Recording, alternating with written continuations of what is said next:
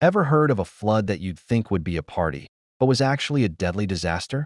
Grab a cold one, but maybe keep it at a distance for this story. We're heading back to October 17th, 1814, in London, for one of the strangest and most tragic events in the city's history. In the parish of St. Giles, the Moo and Company Brewery was a massive operation. They had these gigantic wooden vats for fermenting beer, some holding hundreds of thousands of gallons of dark, rich porter. On that fateful afternoon, one of these vats, a behemoth over 22 feet high, suddenly gave way. An iron hoop that was holding the massive wooden staves together just snapped. The initial rupture triggered a catastrophic chain reaction. The force of the escaping beer was so immense that it blasted through the brewery wall and knocked over several other large vats. In an instant, over 320,000 gallons of hot, fermenting porter exploded onto the streets.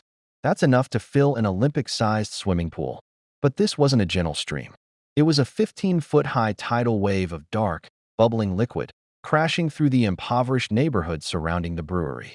This area, known as the St. Giles Rookery, was a maze of crowded, poorly built tenements and basement dwellings. The beer wave, weighing hundreds of tons, moved with unstoppable force. It smashed into two houses, completely leveling them. Walls crumbled, and basements where families were living were flooded in seconds. The scene was absolute chaos. People were swept off their feet by the powerful current. Debris from the collapsed buildings mixed with the thick, sticky river of beer, creating a deadly slurry. 8 people tragically lost their lives. Among the victims were a mother and her young daughter who were having tea, a young barmaid working at a nearby pub, and several mourners at a wake being held in a basement. They had no chance to escape. In the aftermath, the brewery was taken to court, but the disaster was ruled an act of God, and no one was held responsible.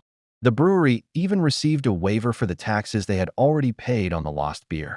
For the residents of St. Giles, it was a bizarre tragedy that turned their neighborhood into a river of ale, leaving behind a wake of destruction and sorrow.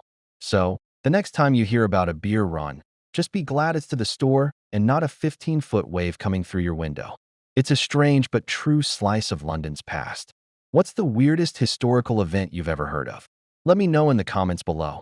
Thanks for watching, and don't forget to like and subscribe for more weird history. See you next time.